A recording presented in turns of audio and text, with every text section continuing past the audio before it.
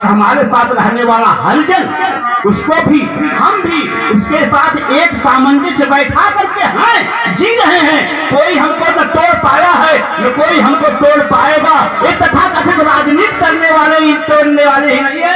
इनके तोड़ने से हमारे गांव का, हमारे धर्म का, हमारी व्यवस्था का कभी भी भेदन नहीं। आज के तथाकथित कुछ लोगों की औकात नहीं है हमारे धार्मिक ग्रंथों पर टिप्पणी करके वो जीवित रह जाए, या यूं कहिए तो केवल अपनी राजनीतिक रोटी सेक सकते हैं, लेकिन इसका उनको प्रतिफल विपरीत ही प्राप्त होने वाला है। इसका पूर्ण या इसका लाभ उनको मिलने वाला नहीं है, क्योंकि 500 साल पहले सोचिए तब से तुलसी बाबा ने बनाया है। एक उदाहरण मैं दे करके अपनी वाणी को आगे बढ़ाता हूँ।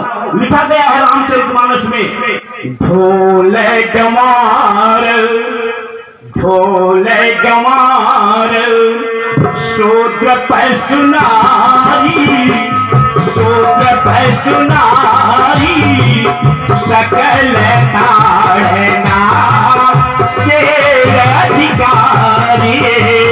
ढोले गंवार शूद्र पैसुनारी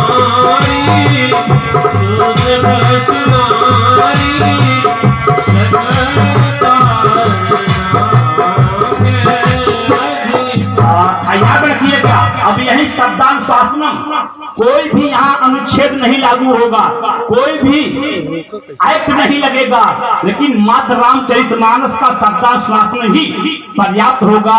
जैसे ढोल है, हमारे हरिशंकर जी ढोल बजा रहे हैं, पैर पर राजीव तिवारी जी जो है पैर बजा रहे हैं, और दिवाकर जी हारमोनियम पर संगत कर रहे हैं।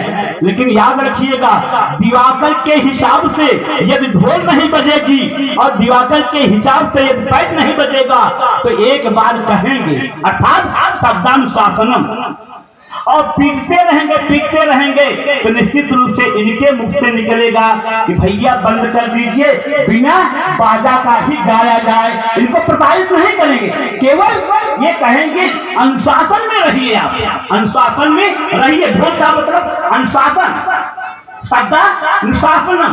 और गंवार का मतलब क्या होता है मेरे प्रिय बंधु?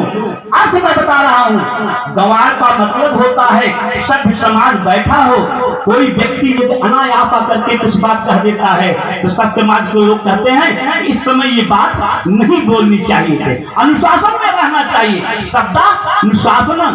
उसके बाद ढोल गंवार, उसके बाद शूद्र और पशु के विषय में कहा गया है मेरे प्रिय बंधुओं। हमारे बच्चे तो भूल जाएंगे, बैल की जोड़ी शायद इनके लिए एक मिथक हो जाएगा, स्वप्न में सोचेंगे, लेकिन हमारे इस समाज के अन्योन्याश्रय संबंध को मैं हाथ जोड़ करके व्यास गद्दी से प्रार्थना करता हूँ, समाज के इस व्यवस्था को तोड़ने का प्रयास मत कीजिए, क्योंकि हम और वो एक साथ बैठते हैं, एक साथ रहते हैं, वो कमाते हैं हम खाते हैं, हम कमाते हैं उनको खिलाने का प्रयास करते हैं। उदाहरण के रूप में बैल जब चलता है तो दाहिने वाले को अधिक मोड़ना पड़ता है, तो क्या कहता है जोतने वाला?